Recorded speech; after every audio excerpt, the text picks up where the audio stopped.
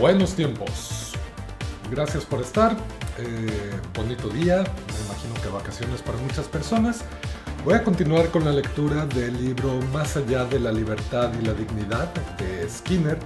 Una aproximación a reflexiones sociales desde el conductismo.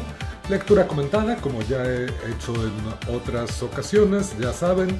Si desean compartir ideas, si desean que me tenga en algún punto en específico y profundicemos en dichas ideas, adelante, estaré al pendiente de los comentarios. Igualmente, conforme vaya avanzando en la lectura, pues iré detallando o deteniéndome en aquello que considere pertinente, relevante y pues con los ejemplos que pueda tener a la mano. Espero que los niveles tanto de sonido como de música estén adecuados, ahí me comentan cualquier cosa. Y bueno, sin más, comienzo el capítulo número 2, dedicado a la libertad, concepto tan polémico, tan interesante, que bueno, vamos a ver qué de lo que escribió durante la década del 70 pues sigue estando vigente o que no. ¿Qué críticas podríamos hacer al respecto? Vamos a establecer este diálogo en el tiempo, como por ahí me comentaba una persona, lo cual valoro enormemente. Y pues comienzo con el capítulo. Libertad. Casi todos los seres vivos intentan librarse de todo aquello que, de una u otra forma, les puede dañar. Un cierto tipo de libertad lo consiguen mediante formas relativamente simples de conducta llamadas reflejos. Una persona estornuda y libera de este modo sus vías respiratorias de sustancias irritantes. Tiene un vómito y así elimina de su estómago alimentos que le han indigestado o que pueden ser perjudiciales. O bien, retira instintivamente la mano y evita cortarse o quemarse. Formas más elaboradas de conducta tienen efectos similares. Cuando a una persona la encierran, lucha furiosamente y consigue liberarse. Cuando le amenaza un peligro, una de dos: o huye o ataca la raíz misma de ese peligro. Conductas de esta clase se han desarrollado seguramente gracias a que contribuyen a la supervivencia y forman parte de lo que denominamos cualidad o característica genética humana. Al igual que la respiración, la transpiración o el proceso de digestión. Y mediante el condicionamiento, una conducta semejante puede adquirirse con respecto a nuevos objetos que podrían no haber jugado papel alguno en la evolución. Sin duda, son situaciones de menor importancia en la lucha por ser libre, pero no por ello menos significativas. Su última razón de ser no es el amor a la libertad. Son simplemente formas de conducta que han demostrado su eficacia en eliminar ciertas amenazas para el individuo y consecuentemente para la especie a lo largo del proceso de evolución. Un papel mucho más importante lo juega la conducta al debilitar estímulos amenazadores con otros procedimientos. Esto no se consigue en forma de reflejos condicionados, sino como producto de un proceso diferente llamado condicionamiento operante. Cuando a un elemento concreto de conducta le sigue determinada consecuencia, es más probable que ocurra de nuevo, y una consecuencia que tiene el efecto de renovar esa conducta de que hablamos se denomina reforzador. Algunos ejemplos pueden esclarecer esta información y el sentido en que se formula. El alimento es un reforzador del organismo hambriento, y cualquier cosa que haga el organismo que sea seguida por la recepción de ese alimento, muy probablemente se repetirá cuando quiera que el organismo tenga hambre. A algunos estímulos se les llama reforzadores negativos, y cualquier respuesta que reduzca la intensidad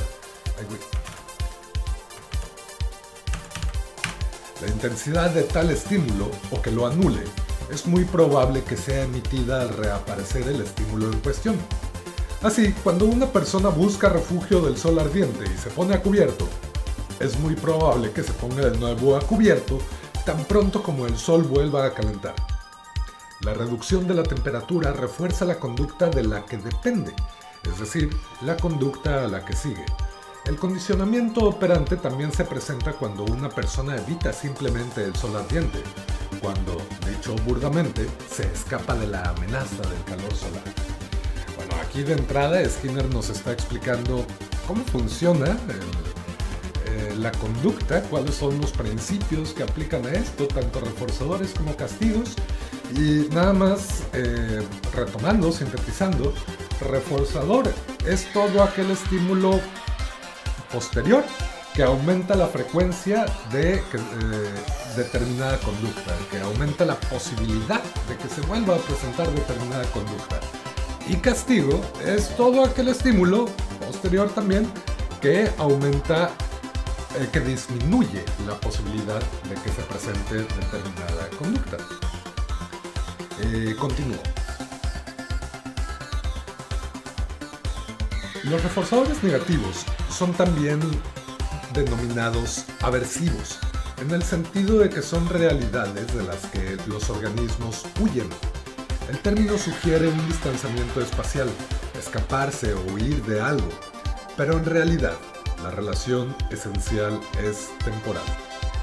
En un mecanismo estándar, usado para estudiar este proceso en el laboratorio, una respuesta arbitraria simplemente debilita un estímulo aversivo o lo hace desaparecer. El resultado de esta clase de lucha por la libertad cristaliza en una dosis importante de tecnología física. A lo largo de los siglos y de una forma anárquica, el término, los hombres han ido construyendo un mundo en el cual se encuentran libres de muchos géneros de amenazas o estímulos perjudiciales. Temperaturas extremadas, focos infecciosos, trabajos arduos, peligro y aún de aquellos estímulos aversivos que conocemos con el nombre de incomodidades. El escape y la evitación juegan un papel mucho más importante en la lucha por la libertad, cuando las condiciones que llamamos aversivas son producidas por otras personas. Porque esas personas pueden convertirse en aversivas sin que ellas mismas, por decirlo así, lo pretendan. Pueden ser groseras, peligrosas, contagiosas o molestas. Y bueno, aquí otro paréntesis, pienso en este término tan manoseado, tan contemporáneo, tan de moda, de las personas tóxicas, lo cual me parece problemático nombrar así a las personas, que en sí es un error categorial, o sea, estamos adjudicando cualidades de las interacciones a la condición inherente de las personas, lo cual ya es en sí problemático. Pero justo, o sea, es un término bastante cómodo, bastante a la mano para denominar precisamente el control aversivo que pueden estar estableciendo otras personas sobre la conducta de un individuo en concreto, y que pues se le da esta categoría, se le define de esta manera como tóxicas, y trasladamos la idea de relaciones tóxicas a que las personas pueden ser tóxicas, lo cual, insisto, es problemático, y vamos a ver cómo lo desarrolla Skinner.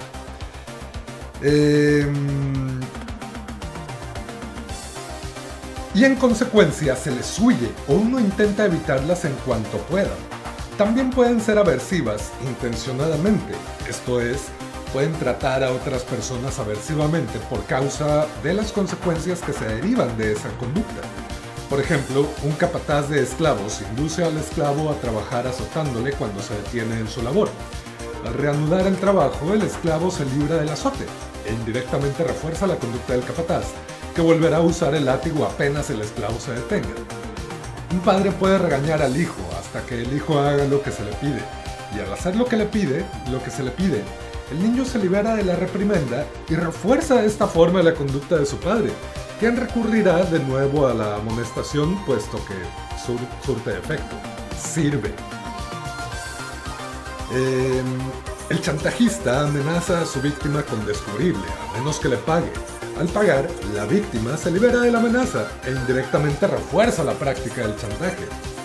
Un maestro amenaza con castigos corporales o suspensos, estamos hablando de los 70, hasta que el estudiante preste atención. Al prestar atención, el estudiante evita el palmetazo o la mala nota y refuerza al maestro, que seguirá utilizando el mismo género de amenazas. Y bueno, traslademos idea de amenazas físicas o de golpes o de palmetazos el término, examen o evaluación o tarea o cualquiera de estos términos que se han vuelto tremendamente aversivos también, y que podrían tener sentido, pero depende de cómo se instaure. De una u otra forma, el control aversivo intencional es el esquema de la mayor parte de la relación social. En ética, en religión, gobierno, economía, educación, psicoterapia y la vida familiar. Y bueno, rescato lo que plantea Skinner de que toda conducta respondiente de un organismo, de un individuo, que busque evitar cierta condición o cierto estímulo desagradable o experimentado como aversivo, es posible que refuerce la conducta de la persona que está estableciendo este control aversivo. Esto ya nos está acercando a ciertas condiciones o ciertos principios de que vemos en la estructura social que se van a ir desarrollando poco a poco. Continúo con la lectura. Una persona elude o evita el tratamiento aversivo comportándose de forma que refuerza a aquellos que le amenazaban aversivamente en tanto no se comportara de ese modo. Pero también puede evitar esta situación con otros procedimientos. Por ejemplo, poniéndose lejos del alcance de aquellos que le puedan amenazar. Un esclavo puede fugarse, un ciudadano emigrar, presentar la dimisión de un gobierno, desertar del ejército, abjurar de una religión, pinteársela, escaparse de casa o inhibirse de una cultura convirtiéndose en vagabundo, eremita o hippie. Los ejemplos. Son evidentes los 70. Semejante conducta es tanto un producto de condiciones aversivas cuanto la conducta que esas condiciones pretendían evocar. Esto último solo puede garantizarse agudizando las contingencias o echando mano de estímulos aversivos más fuertes. Otro modo anómalo de liberación o huida es atacar a aquellos que son causa de esas condiciones aversivas y debilitar o destruir su fuerza. Podemos atacar a aquellos que nos violentan o nos molestan, del mismo modo que atacamos para destruirlos, los hierbajos de nuestro jardín. Paréntesis aquí, no existen los hierbajos, nada más plantas que son consideradas feas, la maleza, y que terminan siendo plantas nativas la mayor parte del tiempo. Pero también, ahora la lucha por la libertad se dirige principalmente contra agentes de control intencionados, contra aquellos que amenazan a otros aversivamente, induciéndoles a comportarse de una forma determinada. Así, por ejemplo, un niño puede enfrentarse a sus padres, un ciudadano puede derrocar un gobierno, un creyente puede reformar una confesión religiosa, un estudiante puede atacar a un profesor o destrozar la escuela, y un marginado puede prestar su colaboración para destruir una cultura. Insisto, qué interesantes ejemplos utiliza Skinner. Continúo. Es posible que la cualidad genética del hombre soporte esta lucha por la libertad de modo positivo y sin dejarse aniquilar. Cuando a la gente se la trata aversivamente, tiende a reaccionar con agresividad, o a ser reforzada por signos que muestran que han infligido un daño a los demás. Ambas tendencias puede que hayan tenido indudable importancia en el proceso de la evolución, importancia que se puede fácilmente demostrar. Si dos organismos que han estado coexistiendo pacíficamente sufren algún shock doloroso, inmediatamente reaccionan mostrando modos característicos de agresión, uno contra el otro. La agresividad no siempre va dirigida necesariamente contra la fuente real misma de estimulación. Puede sufrir una desviación hacia cualquier forma o persona u objeto adecuados. El vandalismo y los tumultos callejeros con frecuencia no son sino formas de agresión desviadas o mal dirigidas. Un organismo víctima de una convulsión dolorosa reaccionará, si puede, imponiéndose a otro organismo al que poder hacer víctima, a su vez, de su propia agresividad. Hasta qué punto la agresividad humana ejemplifica las tendencias innatas es algo que aún no está claro. Y muchas de las formas en que la persona ataca para debilitar o destruir el poder de controladores intencionados han sido obviamente aprendidas. Vaya, en términos simples, la agresividad, la violencia puede ser aprendida. No necesariamente es innata, no es algo obligatoriamente natural o propio de la condición humana.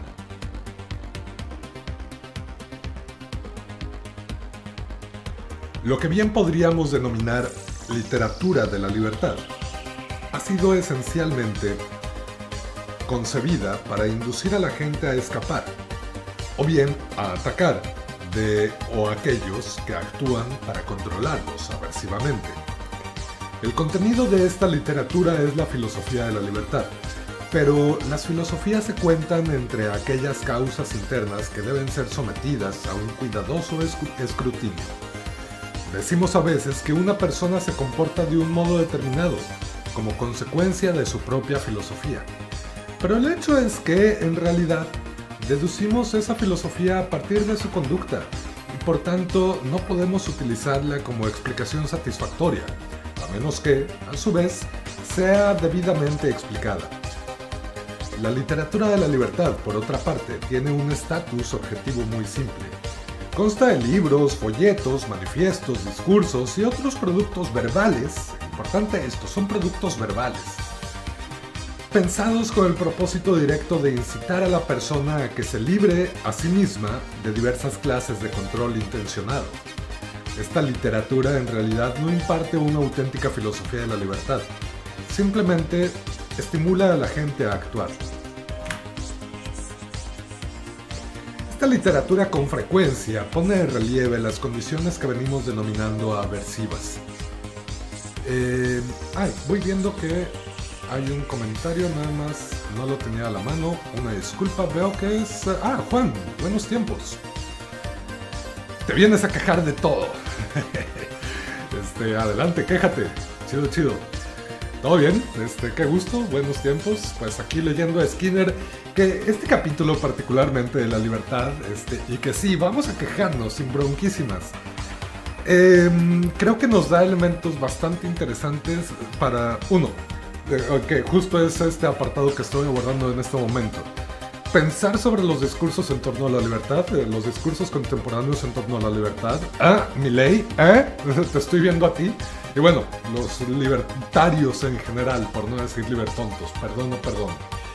Y también como plantea en estos ejemplos iniciales, la cuestión de la guerra va a ser interesante reflexionar sobre las guerras contemporáneas y sobre todo el riesgo hiperlatente que supone la cercanía a las 12 de la noche en el reloj del fin del mundo y cómo lo podemos ver o tratar de entender o analizar o pensar por lo menos desde la teoría de la conducta. Entonces así me va, pensando en estas cosas en Jueves Santo. Qué afán, ¿verdad? Pero bueno, chido por estar, Juan. Continúo con la lectura. Y cualquier comentario. ¿Quién me da? Buenos tiempos, camarada. Si llegaste.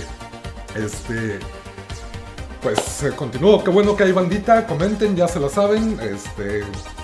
Si desean que me detenga en algo en concreto o quieren poner comentarios, chido, gracias por estar. Estamos justamente reflexionando sobre la literatura de la libertad, como la describió Skinner en los 70, y que yo le nombraría, más que literatura de libertad, que me parece un término interesantísimo, yo le nombraría la autoayuda, para no irnos más lejos y para tener un concepto súper a la mano. ¿Quieres pensar comentarios y comentar pensamientos? Sí, me gusta esa combinación. Y ¿qué esas palabras, Juan? ¿Qué onda? Continúo entonces. Esta literatura con frecuencia pone de relieve las condiciones que venimos denominando aversivas, en las que la gente vive, quizá contrastándolas con las condiciones de vida en otro mundo más libre. Por tanto, convierte esas condiciones descritas en algo más aversivo todavía, aumentando la desgracia de aquellos a quienes pretende liberar.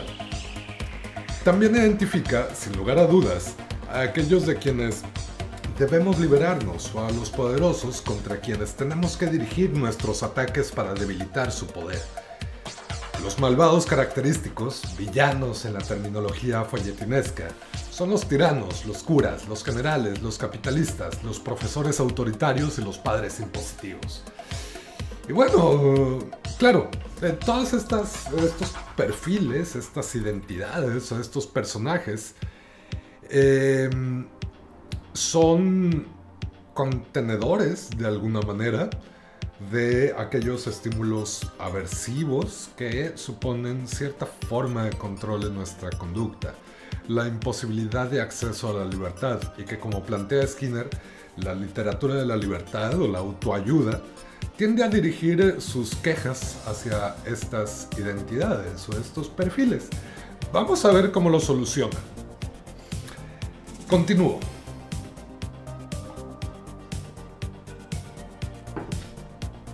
Díganme si los niveles están chidos, tanto la musiquita como el volumen de la voz. Acá en YouTube, acá en Twitch. Ahí me comentan. Y gracias por estar. Continúo. También describe la literatura de la libertad modos concretos de acción. No se refiere demasiado a la huida propiamente dicha, quizá porque todo consejo en este sentido realmente huelga. En su lugar, pone de relieve cómo controlan el poder, debilitándolo o destruyéndolo de raíz. Los tiranos deben ser derrocados, relegados al ostracismo o desvividos, sin más. La legitimidad de todo gobierno es puesta en tela de juicio. Hay que desafiar la capacidad de cualquier institución religiosa que asuma el papel de intermediaria de lo sobrenatural y que se erija a ella misma en árbitro de esa mediación. Hay que organizar huelgas y boicots que debiliten el poder económico que fomenta prácticas aversivas en su propio beneficio. Se vigoriza el argumento mediante la exhortación para que la gente actúe, describiendo posibles resultados concretos y recordando ocasiones en que el éxito se ha producido cuando se actuó de acuerdo con el modelo que ahora se aduce como testimonio, etc. No tiene que antojar Skinner, pero vamos a ver cómo confronta estas ideas. Pero de que se antoja todo esto que plantea. Pero continúo con la lectura. Los hipotéticos controladores, por supuesto, no permanecen mano sobre mano. Los gobiernos hacen que la huida resulte algo quimérico, prohibiendo los viajes, castigando severamente, encarcelando a los defectores. Bukele, te hablan. Ponen a buen recaudo el armamento y otros instrumentos de poder, lejos del alcance de los revolucionarios. Destruyen la literatura escrita relativa a la libertad y encierran o eliminan a cuantos la transmiten oralmente. Si la lucha por la libertad ha de triunfar, debe ser entonces intensificada. Es lo que, según Skinner, plantea la literatura de la libertad o hasta autoayuda. Y vamos a ver si realmente aplica el término autoayuda que yo estoy proponiendo, o cómo lo podemos reentender, o qué onda con todo esto. De entrada se está quejando durísimo de muchas ideas en torno a la libertad, y eso resulta raro, ¿no? Vamos a ver qué dice. Continúo. La importancia de la literatura de la libertad apenas puede ser puesta en duda. Sin ayuda o guía, la gente se somete a condiciones aversivas de la forma más sorprendente. Esto es cierto aun cuando las condiciones aversivas forman parte del entorno natural. Darwin observó, por ejemplo, que los patagones aparentemente no hacían esfuerzo alguno para protegerse del frío, casi no usaban vestidos. Y aún de la poca ropa que usaban apenas se servían para protegerse de las adversas condiciones climatológicas. Y uno de los hechos más sorprendentes con relación a la lucha por la liberación de un control intencional se refiere a la frecuencia con que dicha lucha ha brillado por su ausencia. Mucha gente se ha sometido durante siglos enteros a los controles más obvios, en el terreno religioso, político o económico, luchando por la libertad solo esporádicamente, e incluso a veces nunca. La literatura de la libertad ha contribuido de manera especial a la desaparición de muchas prácticas aversivas, en lo político, lo religioso, en sistemas educativos, vida familiar o producción de bienes de consumo. Las contribuciones de la literatura de la libertad, sin embargo, no son descritas normalmente en estos términos. Se podría decir quizá que algunas teorías tradicionales definen la libertad como la ausencia de control aversivo, pero el énfasis se ha puesto en general en cómo semejante condición se siente o se experimenta. Otras teorías tradicionales han definido la libertad, por su parte, presumiblemente como el estado de una persona cuando se comporta bajo control no aversivo. Pero en este segundo caso el énfasis recae sobre un estado mental asociado al hecho de hacer lo que a uno le parece. A ver, un paréntesis aquí. Me corrijo y esta idea que acabo de plantear de que la literatura de la libertad tiende a ser literatura de autoayuda, creo que no es del todo adecuada. Más bien, la autoayuda es parte de la literatura de la libertad, así como también hay literatura de la libertad bastante más rigurosa o basada en ciencias sociales, basada en evidencia. Y pienso, sobre todo, un ejemplo contemporáneo, algo que he estado leyendo últimamente también, David Graeber, con su visión y enfoque fuerte y evidentemente anarquista. Eso también podría ser parte de literatura de la libertad basada en evidencia. De hecho, considero que esto que está planteando Skinner en el libro Más allá de la libertad y la dignidad es literatura de la libertad basada en evidencia. No obstante, la autoayuda también es literatura de libertad no basada en evidencia, y muchos otros discursos o narrativas, de hecho hasta discursos políticos. Pienso, por ejemplo, en los libros de López Obrador. Literatura de la libertad también, basada en evidencia o no, eso queda en entredicho y no me voy a meter en esa disyuntiva, pero sí, también sería literatura de la libertad. Entonces creo que aquí nos pone un problema bastante interesante: cómo discernimos qué es literatura de la libertad y cuáles son las implicaciones de utilizar esta categoría con las distintas tipologías que puede haber en la literatura de la libertad. Ok, continúo entonces. De acuerdo con John Stuart Mill, cita, la libertad consiste en hacer lo que uno quiere hacer. Cierra cita. Y bueno, es una definición, a mi juicio, bastante pueril, y que hasta los niños tienen definiciones bastante más pertinentes que esta definición simplista y libertaria, por no decir libertonta. Continúo. La literatura de la libertad ha contribuido de modo importante, a cambiar la práctica, o, dicho de otro modo, ha cambiado la práctica. En todo caso, ahí donde ha tenido algún efecto de cualquier forma. Pero, sin embargo, se le han atribuido como una de sus funciones los cambios mentales y de sensibilidad. La libertad es una posesión.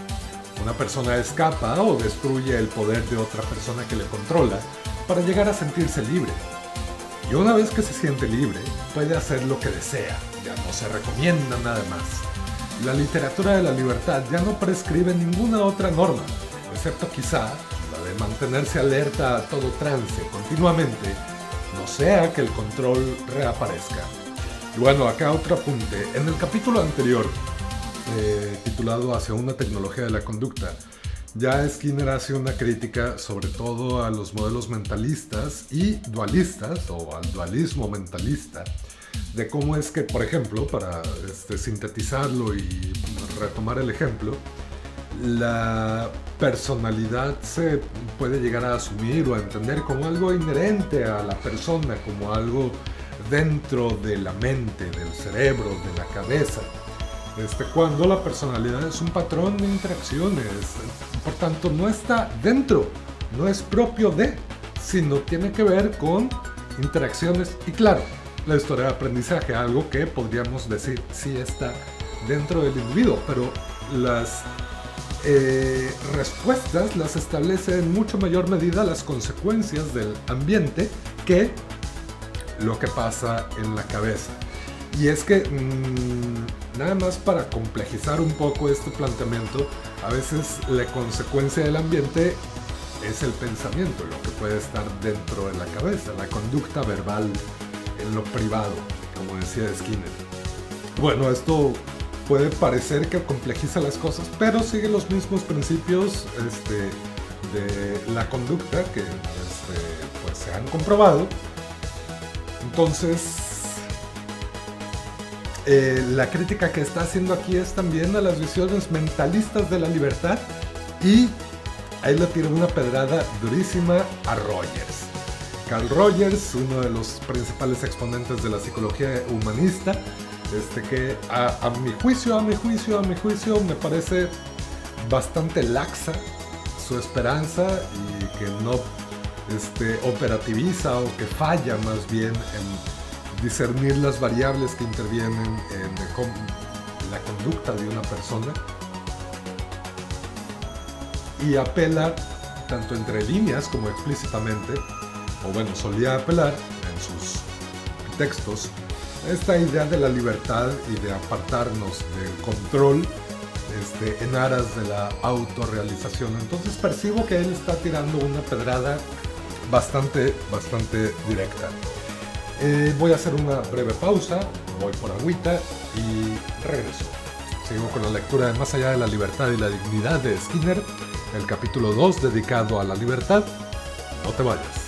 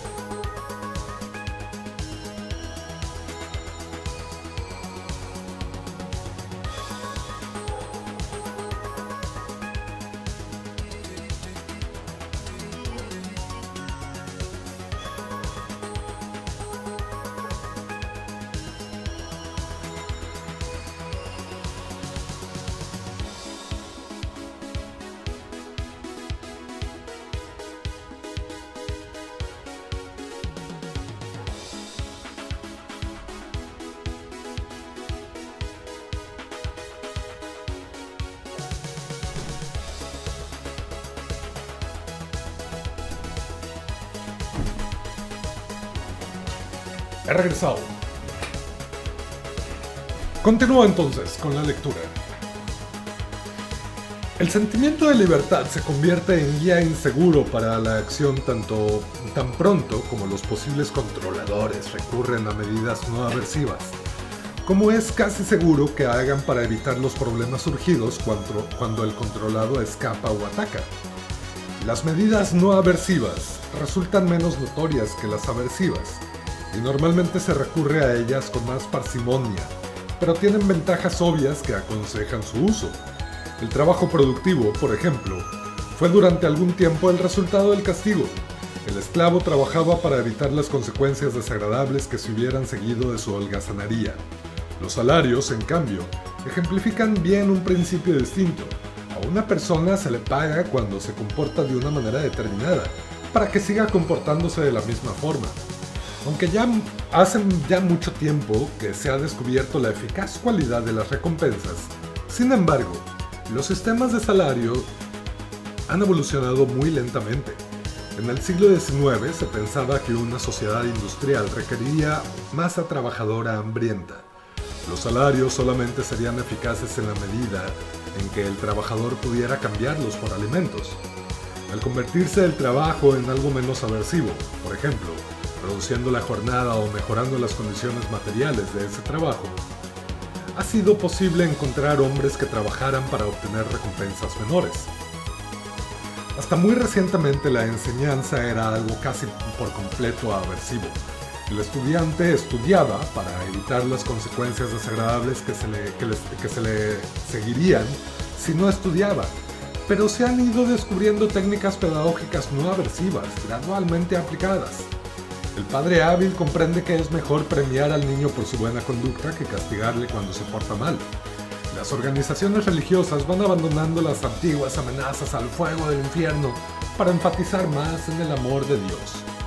y los gobiernos abandonan castigos aversivos, sustituyéndolos por diversas clases de estímulos, como habremos de ver un poco más adelante.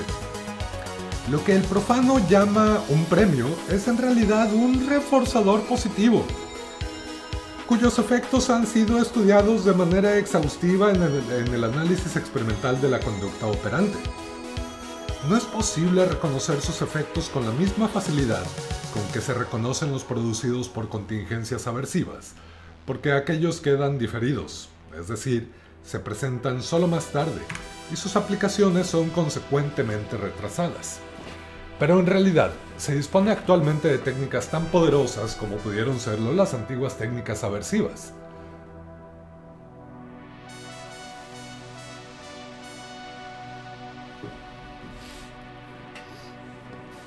El defensor de la libertad se encuentra con un problema que le sale al paso cuando la conducta originada por el reforzamiento positivo tiene consecuencias aversivas diferidas. Muy posiblemente este ha de ser casi siempre el caso cuando se utiliza el proceso en control intencionado, en el que la ganancia para quien controla suele significar una pérdida para el controlado. Lo que se denominan reforzadores positivos condicionados pueden tener con frecuencia resultados aversivos o diferidos. El dinero es un ejemplo. Solo refuerza cuando ha sido cambiado por cosas que refuerzan, y no es un juego de palabras. Pero de hecho, puede ser usado como reforzador aun cuando el intercambio no sea posible. Un billete falso, un cheque sin fondos, un cheque detenido o una promesa incumplida son reforzadores condicionados, aunque sus consecuencias aversivas se descubran con frecuencia muy rápidamente. El modelo arquetipo, en este caso, es un ladrillo dorado con apariencia de lingote de oro. El contracontrol se produce rápidamente. Escapamos de quienes abusan de reforzadores condicionados de esta manera, o bien les atacamos. Pero este abuso por parte de muchos de estos reforzadores sociales pasa desapercibido con frecuencia. La atención personal, el elogio, el afecto son normalmente reforzantes solo en el caso de que ya hayan tenido alguna relación con reforzadores efectivos utilizados, pero se pueden también usar cuando falta la relación.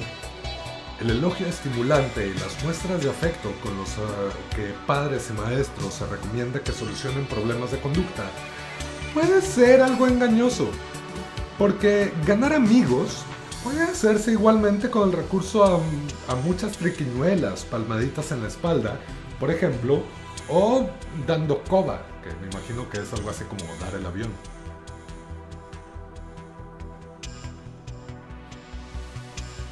Los reforzadores genuinos pueden ser utilizados de modo que tengan consecuencias aversivas.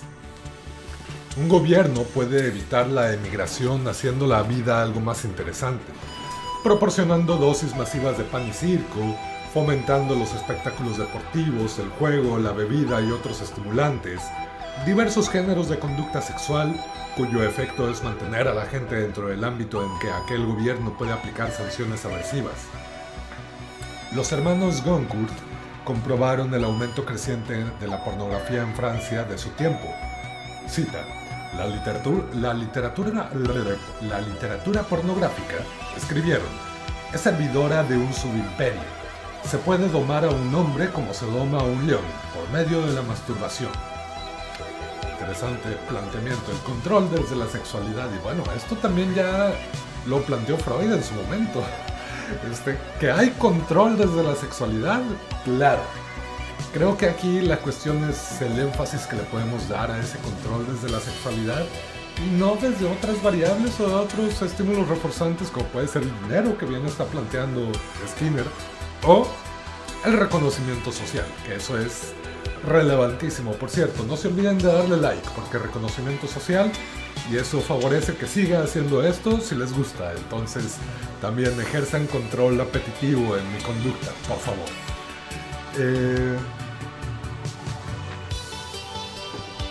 Continúo. Los reforzadores genuinos pueden ser usados de modo que tengan consecuencias aversivas. Ah, no, ya, eso ya. Lo harás porque quieres, no porque te lo he dicho. Es más, no lo hagas, por favor. Sí, no lo hagas. Gracias por estar, Juan. Continúo. También se puede usar el del refuerzo positivo genuino porque la cantidad indiscriminada de reforzadores no es proporcional al efecto que se consigue sobre la conducta. El refuerzo, normalmente, es solo intermitente y su adecuada dosificación es más importante que su misma cantidad.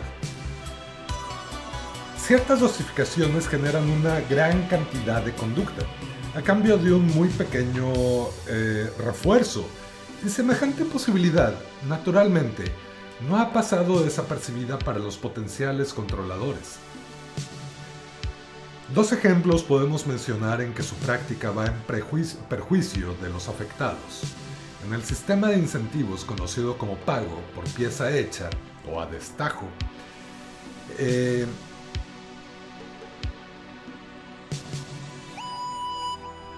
¡ay, me perdí!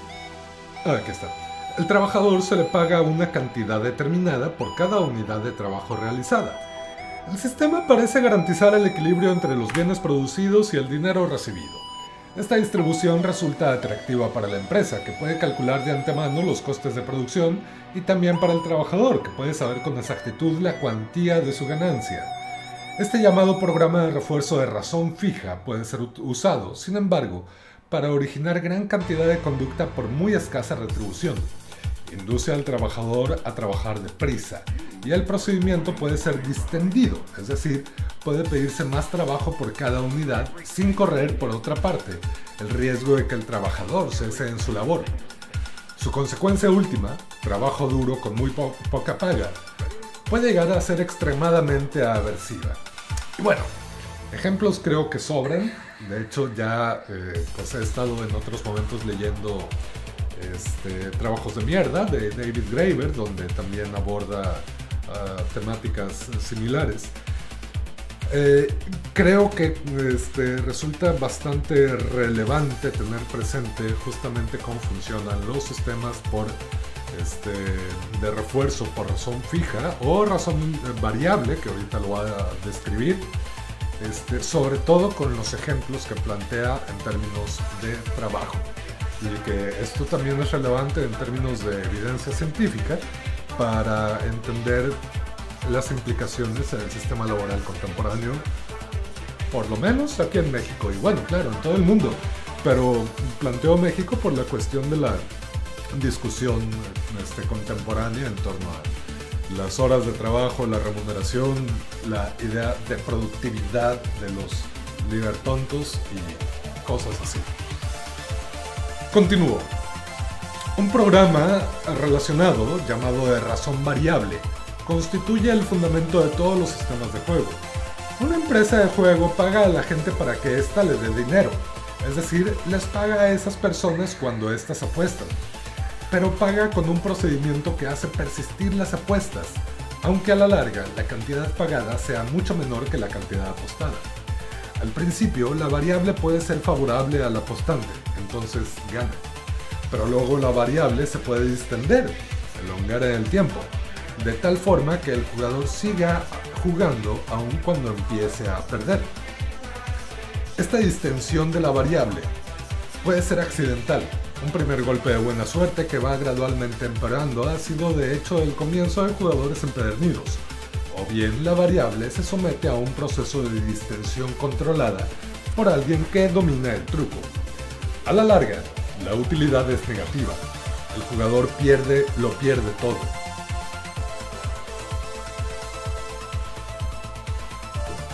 Es difícil manejar eficazmente las consecuencias aversivas diferidas, porque no siempre ocurren en momentos en que la huida o el ataque son factibles.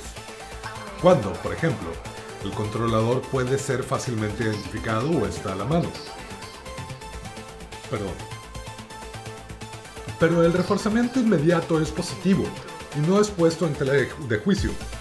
El problema que tienen que resolver cuantos se preocupan por la libertad es el de la creación de consecuencias aversivas inmediatas. Un problema clásico se refiere al dominio de sí mismo. Una persona come demasiado, sufre una indigestión, pero mejora para comer de nuevo demasiado.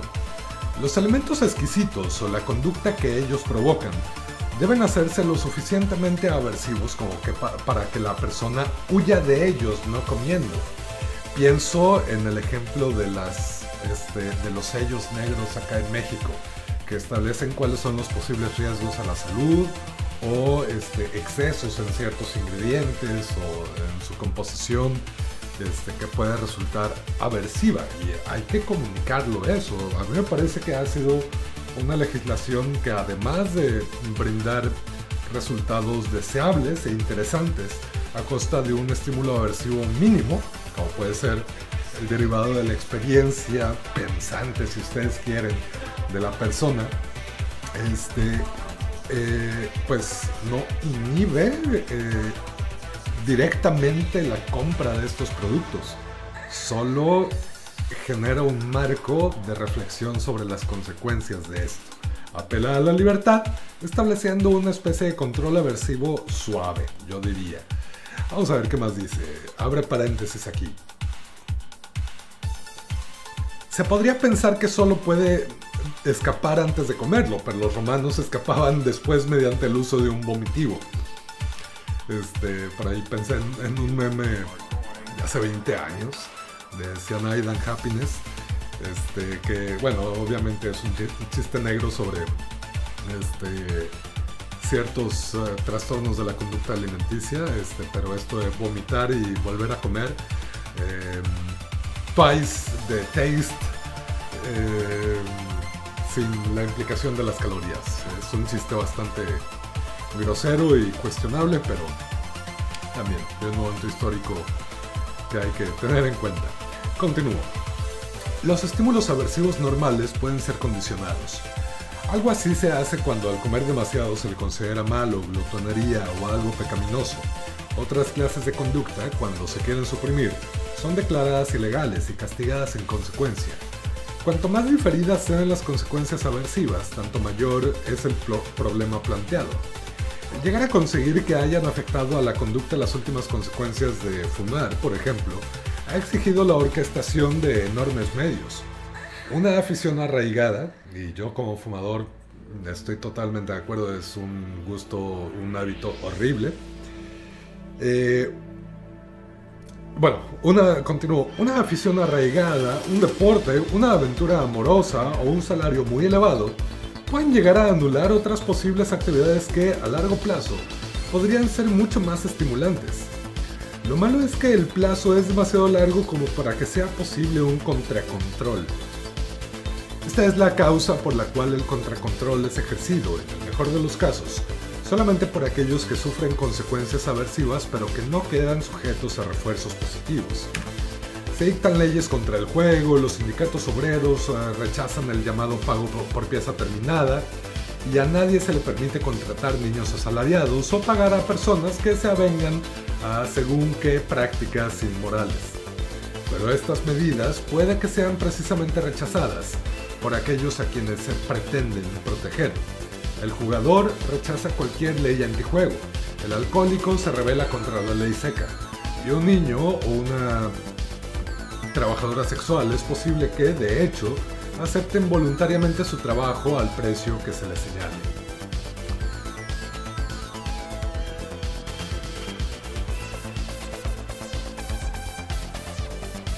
La literatura de la libertad nunca ha llegado a sintonizar profundamente con técnicas de control que no provocan la huida o el contraataque, porque esa literatura siempre ha manejado el problema en términos de estados mentales o sentimientos.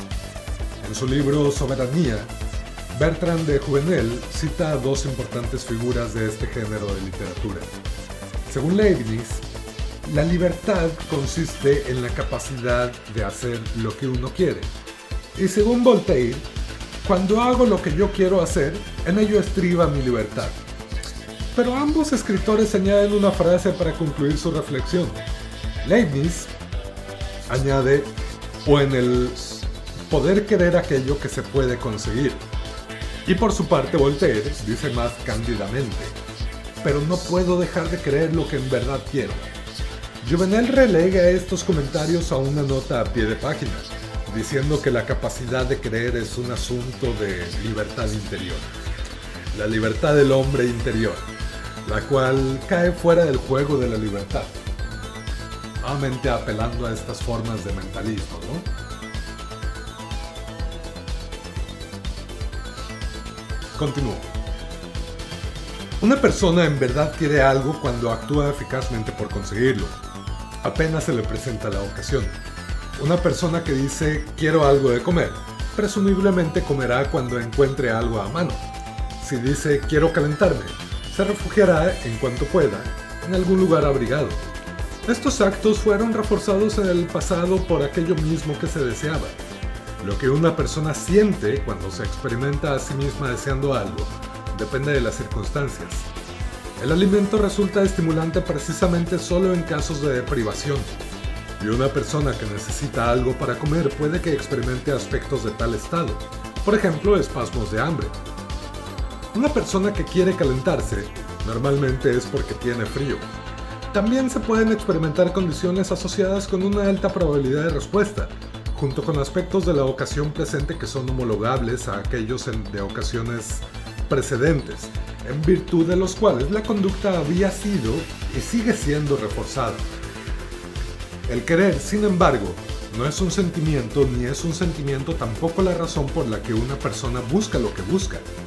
Ciertas contingencias han suscitado la probabilidad de la conducta y al mismo tiempo han originado condiciones que son susceptibles de ser experimentadas. La libertad es cuestión de contingencias de refuerzo, no de los sentimientos que las contingencias originan. La distinción es especialmente importante cuando esas contingencias no provocan la huida o el contraataque. La incertidumbre que rodea el contracontrol de medidas no aversivas queda significado fácilmente. En los años 30, en Estados Unidos parecía necesario reducir la producción agrícola. La ley de ajuste agrícola autorizaba al ministro de Agricultura para llevar a cabo pagos por renta o por beneficio a aquellos agricultores que estuvieran de acuerdo en no producir. Hubiera sido anticonstitucional obligarles a reducir la producción, pero el gobierno aseguraba en aquel entonces que solamente les sugería el hacerlo, sin obligar a nadie. Sin embargo, el Tribunal Supremo reconoció el hecho de que la inducción positiva puede llegar a ser tan irresistible como las medidas propiamente aversivas, y falló que el poder ilimitado para adjudicar o retirar esos pagos por beneficio equivale a poder de coacción o destrucción de esa libertad. Cierra comillas.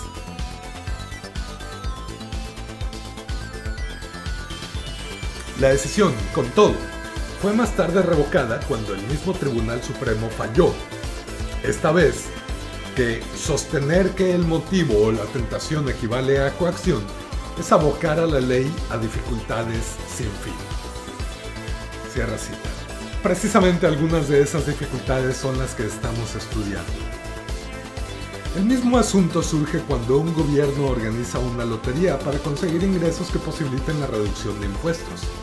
El gobierno en ambos casos le saca el mismo dinero a los ciudadanos, aunque no necesariamente a los mismos ciudadanos. Organizando la lotería, piensen en la Lotería de Babilonia de Borges. Continúo. El gobierno se ahorra ciertas consecuencias indeseables, porque la gente reacciona contra los impuestos altos y los elude, o contra Salinas Pliego, o contraataca con frecuencia cuando puede, derrocando a un gobierno que impone nuevos impuestos aprovechándose de su acceso al poder. Pero la lotería no provoca ninguna de estas consecuencias, aprovechando lo que hemos denominado en otro sitio programa de refuerzo de razón variable. La única oposición proviene en este caso de aquellos que, por principio, se oponen a los negocios de juego y que muy rara vez juegan. Un tercer ejemplo de esta es la práctica, en algunos sitios usual, de invitar a los presos para que se ofrezcan como voluntarios, las comillas son mías, en experimentos posiblemente peligrosos, por ejemplo como conejillos de indias en la contrastación de nuevos medicamentos. A cambio se les ofrece bien mejores condiciones de vida o en otros casos reducción de su tiempo de condena. Todo el mundo protestaría si a los presos se les obligara a este tipo de conducta, pero en realidad, ¿es que son verdaderamente libres ante este género de reforzamiento positivo? La duda es particularmente válida en el caso en que las condiciones de vida que posiblemente mejoren y la sentencia que quizás sea acortada han sido impuestas por el propio Estado. De pronto se le sale la beta anarquista de Skinner a tope y qué chido.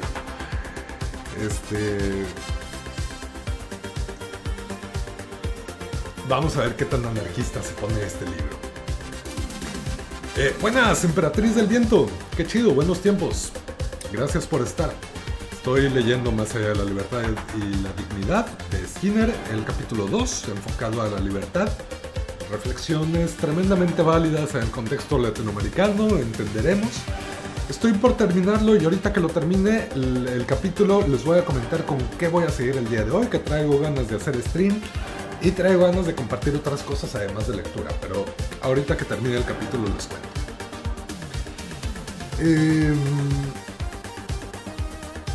Continúo. Este asunto se plantea con frecuencia en formas más sutiles y elaboradas. Se arguye, por ejemplo, que los servicios incontrolados de anticoncepción o aborto no proporcionan completa libertad para engendrar o no engendrar hijos, ya que esas prácticas cuestan tiempo y dinero, cierra comillas. A los miembros de la sociedad económicamente débiles se les debería proporcionar una compensación si se quiere que puedan llevar a cabo una auténtica decisión libre. Si esta compensación justa equivale exactamente al tiempo y al dinero necesarios para practicar el control de la natalidad, entonces esas personas quedarían efectivamente libres del control ejercido en su conducta por esa pérdida de tiempo y dinero. Pero el que hayan de tener hijos o no, todavía sigue dependiendo de otras circunstancias que no han sido suficientemente especificadas.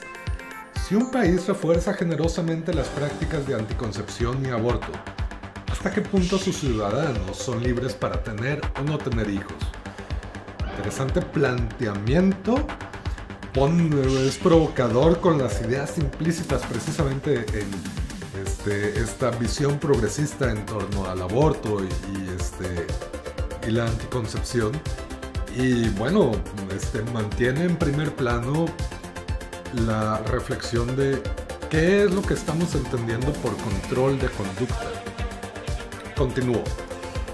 La incertidumbre con respecto al control positivo es evidente en relación con dos observaciones que con mucha frecuencia aparecen en la literatura de la libertad. Se dice que aunque la conducta está completamente determinada, es mejor que el hombre se sienta libre o que crea que es libre. Si esto significa que es mejor estar controlado de tal modo que ese control no ejerza consecuencias aversivas, podemos estar de acuerdo. Pero si esas frases quieren decir que es mejor estar controlado de manera que nadie ofrezca resistencia, entonces semejante proposición es incapaz de tener en cuenta la posibilidad de consecuencias aversivas diferidas. Una segunda formulación parecería más apropiada. Es mejor ser esclavo consciente que esclavo feliz. La palabra esclavo aclara la naturaleza de las consecuencias últimas que estudiamos. Estas consecuencias resultan explotadoras y por tanto aversivas. De lo que el esclavo debe ser consciente es de su propia desgracia, y por ello la auténtica y peligrosa amenaza estriba en un sistema de esclavitud tan bien pensado que en su seno ya no se produzca la rebelión. La literatura de la libertad va toda ella encaminada a concienciar al hombre con respecto al control aversivo, pero en su selección de métodos incapacita a sí mismo para redimir al esclavo feliz. Paréntesis. ¿Qué narrativas, entonces, ya sea basadas en evidencia o ya sean meramente especulativas o filosofías con poco rigor, dirigen su mirada al control aversivo de forma crítica y incurren en una falacia por asociación de que todo control es control aversivo, y desatienden precisamente el hecho de que hay muchas formas de control apetitivo o control gratificante o control positivo que también suponen una serie de problemáticas. Voy a hacer una brevísima pausa. Ya falta muy poquito para terminar el capítulo. Quédense porque les voy a proponer continuar con el stream con otro tipo de contenido que no es lectura. Vamos a... Ahorita les cuento. 2 minutos, no te vayas.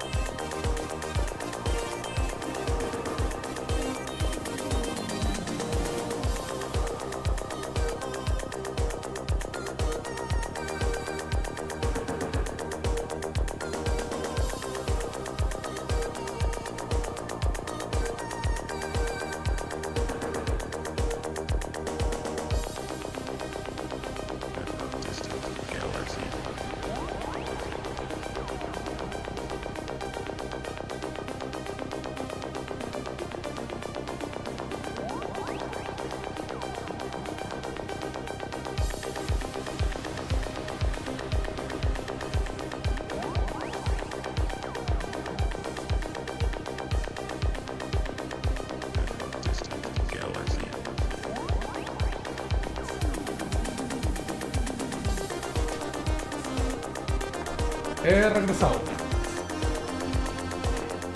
Ay, a ver, y con comentario extenso de Emperatriz, me encanta.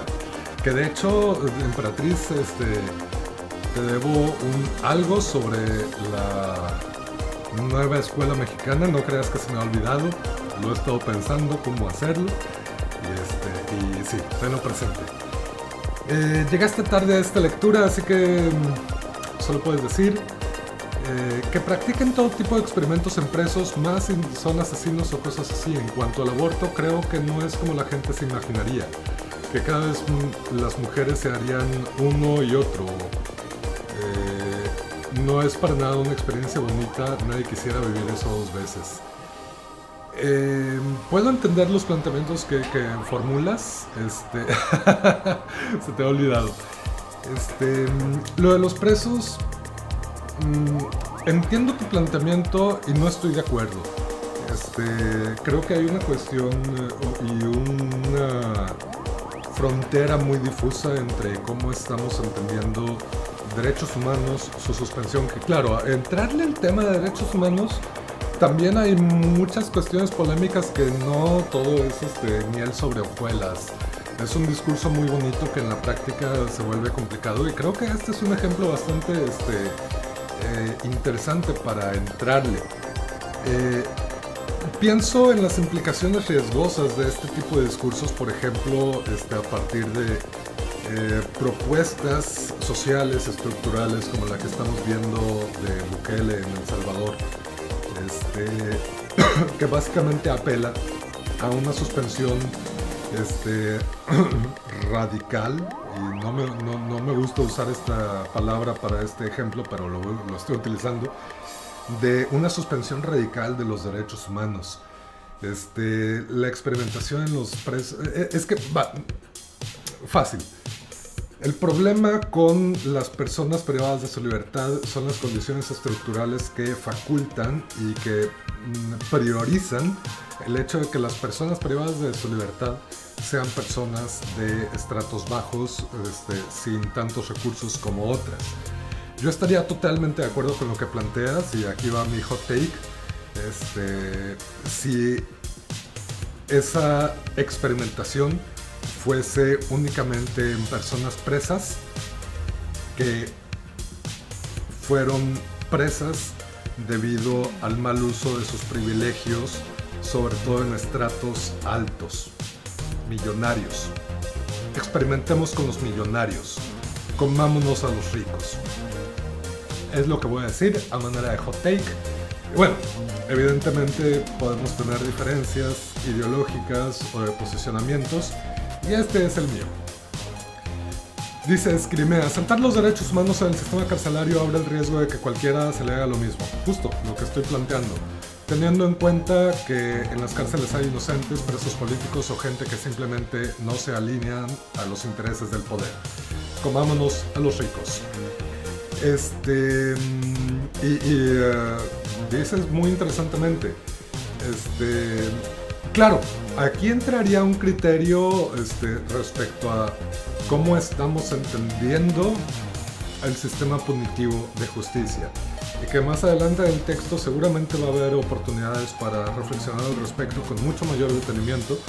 Este es apenas el primer capítulo, voy a seguir con la lectura en días posteriores, y pues claro, aquí ya estás estableciendo una condición de a quién es qué, y que sabemos en la cultura popular o en el saber popular que ese tipo de consecuencias directas, aversivas y también violentas son hasta inevitables dentro de las cárceles, ejercidas por parte de los propios presos hacia las personas que incurren en ciertos comportamientos de agresión hacia infancias o mujeres o personas pertenecientes a la comunidad de la diversidad, y aún hasta hombres mismos, porque claro, como dicen por ahí, a los hombres también nos atraviesan las violencias, de maneras distintas, sin duda, pero tampoco hay que desestimar ese fenómeno. Hay que nada más ubicarlo en su justa dimensión. ¿Cuál es la justa dimensión? No estoy muy seguro. Que se experimente con los burgueses. Y nos vamos al Fortnite. Puede ser. Continúo con la lectura. Chido sus aportes, gracias por estar, gracias por comentar. Y pues de esto se trata, reflexionar sobre el mundo, nuestra sociedad, y pensar pensamientos y comentar comentarios, o comentar pensamientos y pensar comentarios. Continúo. Una de las grandes figuras de la literatura de la libertad, Juan Jacobo Rousseau, no temía el poder del esfuerzo positivo. En su notable obra Emilio, daba el siguiente consejo a los maestros, y abre cita: dejad que el niño crea que es él quien decide siempre, aunque debe ser el maestro quien siempre decida realmente. No hay más perfecta forma de dominio que aquella que parece respetar la libertad, pues con este procedimiento uno se apodera de la voluntad misma. La pobre criatura, que no sabe nada, incapaz de nada, ignorante por completo, ¿no queda así a vuestra completa merced? ¿Acaso no podéis de esta forma disponer de todo en el mundo que le rodea? ¿No podéis influir en este niño a voluntad? Su trabajo, su recreo, sus alegrías, sus penas, ¿no están todas ellas en vuestras manos, y aún sin que él lo sepa? Sin duda alguna, siempre debería ese niño poder hacer lo que quiera, pero debería querer hacer solamente lo que vosotros queréis que haga. No debería dar un paso que no haya sido previsto por vosotros. No debería abrir la boca sin que vosotros supierais de antemano qué es lo que va a decir. Rousseau pudo adoptar, y aquí cierra cita, continúa. Rousseau pudo adoptar esta actitud porque tenía fe ilimitada en la bondad de los maestros que de este modo usarían su absoluto control solo en bien de sus alumnos. Pero como veremos más adelante, la bondad no es garantía contra el abuso de poder. Muy pocas figuras en la historia de la lucha por la libertad han mostrado un optimismo tan desbordado como el de Rousseau.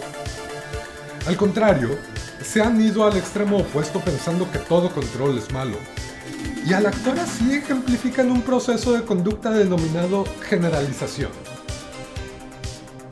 Puesto que muchas formas de control son aversivas, se viene a decir, bien por su naturaleza, bien por sus consecuencias, luego, toda forma de control debe ser repudiada, justo lo que planteaba hace un momento. Los puritanos dieron un paso más en esta generalización asegurando que la mayor parte del reforzamiento positivo era malo, fuera intencionado o no, por la simple razón de que ocasionalmente perjudicaba a las personas. La literatura de la libertad ha estimulado la huida o el ataque contra todo tipo de controladores, y ha propugnado esta táctica convirtiendo en aversiva cualquier indicación de control. Se dice que aquellos que manipulan la conducta humana son hombres malos, abocados inevitablemente a la explotación. El control es claramente lo contrario a la libertad, y si la libertad es buena, consecuentemente, el control debe ser siempre malo. Ahorita leo otro comentario, está bueno. Lo que suele olvidar este tipo de razonamiento por generalización es aquel tipo de control que no tiene consecuencias aversivas de ninguna clase. Muchas prácticas sociales, esenciales para el bienestar de la especie, implican y exigen el control de una persona por parte de otra.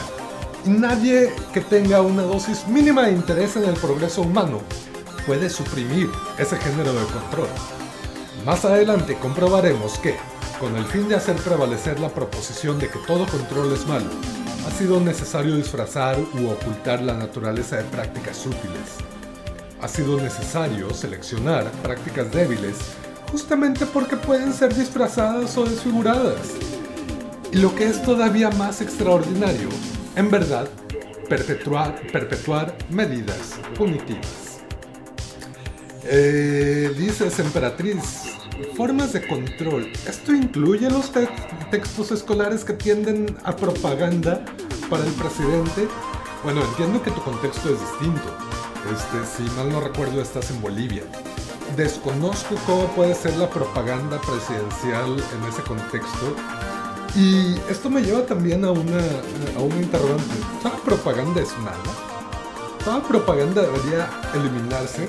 A fin de cuentas, la propaganda es una forma de reproducción de valores, de reproducción axiológica a partir de discursos que pueden ser tremendamente atractivos. Por ejemplo, en estos días he estado viendo en Netflix un documental sobre la Guerra Fría, que es una forma evidente, una propaganda bastante evidente del gobierno estadounidense ante el buen uso entre muchas comillas, de las armas nucleares, a costa de que, uy, pobrecitos, cómo sufrieron. Por ahí también la película de Oppenheimer, que no la he visto, pero creo que va por la misma línea de, ay, cómo sufrieron los gringos al lanzar las bombas nucleares.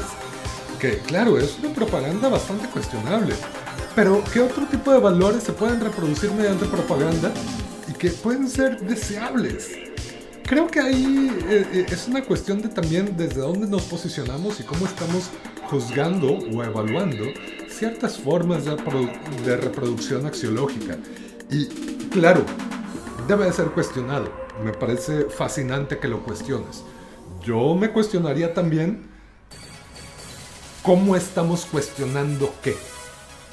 No sé si tenga sentido lo que planteo. Continúo con la lectura. El problema no estriba en liberar al hombre de todo control, sino de ciertas clases de control. Y este problema solo puede ser resuelto si nuestro análisis tiene en cuenta todo tipo de consecuencias. Lo que ciertamente no nos conduce a distinciones satisfactorias en lo absoluto es conocer qué siente la persona respecto al control, antes o después de que la literatura de la libertad haya producido un impacto en sus sentimientos. De hecho, podría decir también que la literatura de la libertad, así como la está englobando Skinner en este texto, es una forma de control. Sea, insisto, basada en evidencia, como puede ser. De hecho, considero que este libro entra en la categoría de literatura de la libertad. O bien que puedan ser caricaturas, o bien que pueda ser algún influencer contemporáneo, o bien, más bien, volvamos a problematizar. ¿Qué narrativa no es una narrativa de la libertad? En su planeta está condenado, bien condenado. Su planeta está condenado, bien condenado. ¿Nuestro planeta o dónde estás tú? Porque sí, la Tierra está condenada. No, eso me acerca peligrosamente al ecofascismo. Solamente la humanidad está condenada. El planeta... ya. Es con los del... O con los extraterrestres, no sé, la referencia de los Simpsons. Qué terrible que no ubico una referencia de los Simpsons. Quítenme mi credencial de Millennial, quítenme mi tatuaje de Millennial. Traigan el rallador de queso para quitarme mi tatuaje de Millennial. Esa fue una referencia, no me acuerdo que creo que no es los Simpsons, pero es otra referencia a Millennial. El rallador de queso para quitar tatuajes. Continúo con la lectura, ya casi termino el capítulo y ahorita les cuento de qué va a ir la continuación de la transmisión. Continúo. Si no fuera por la indeseada generalización de que todo control es malo, podríamos estudiar el ambiente social de modo tan simple como estudiamos el ambiente no social. Aunque la tecnología ha liberado al hombre de ciertas modalidades aversivas del ambiente, no le ha libertado, iba a decir que tache para mí. Ciertamente del ambiente mismo, no podemos liberarnos del ambiente. Aceptamos el hecho de que dependemos del mundo que nos rodea y simplemente cambiamos la naturaleza de esa dependencia. Del mismo modo, para liberar cuanto sea posible el ambiente social de estímulos aversivos, no necesitamos destruir ese ambiente o escapar de él. Lo único que necesitamos es remodelarlo. La lucha del hombre en pos de la libertad no se debe al deseo de ser libre, sino a ciertos procesos conductuales característicos del organismo humano, cuyo efecto principal estriba en el rechazo o en la huida de ciertos aspectos que hemos denominado aversivos del medio ambiente. Las tecnologías física y biológica se han preocupado fundamentalmente de los estímulos aversivos naturales. La lucha por la libertad se fija, sobre todo, en estímulos que han sido manipulados intencionadamente por otras personas. La literatura de la libertad ha identificado a esas otras personas y ha propuesto fórmulas concretas para huir de ellas, para debilitar su poder o incluso para destruirlo. Eat the rich. Esta literatura ha tenido éxito en su esfuerzo por reducir los estímulos aversivos utilizados en toda forma de control intencional, pero ha cometido una equivocación. Me perdí. Pero ha cometido la equivocación de definir la libertad en términos de estados mentales o sentimientos. Por consiguiente, no ha sido capaz esa misma literatura de encararse eficazmente a técnicas de control que no incitan a la huida o a la rebelión, y que, sin embargo, tienen consecuencias aversivas. Se ha visto obligada, por fuerza de su lógica interna, a etiquetar todo tipo de control, indiscriminadamente, como algo malo. Y de hecho malinterpreta muchas de las ventajas que, a pesar de todo, son deducibles del ambiente social. Finalmente, las características de esa literatura la incapacitan para el siguiente paso, el cual no es intentar liberar al hombre de todo control, sino más bien analizar y modificar las clases de control a que los hombres quedan expuestos. Aquí termina el segundo capítulo. Continúa el tercer capítulo, que es dignidad. El día de hoy no continuaré con ello. Agradezco la escucha, agradezco los comentarios, agradezco a quien está escuchando o viendo esto en diferido, en la grabación que quedará en YouTube. Si les gusta, denle like. No establezco un control aversivo, establezco la posibilidad de libertad para darle like, para compartir. Si no, pues no sé cómo es que llegaron hasta aquí. Habrá algo apetitivo que suponga esta transmisión en su escucha y sería interesante que pusiesen atención en ello. Voy a concluir la grabación.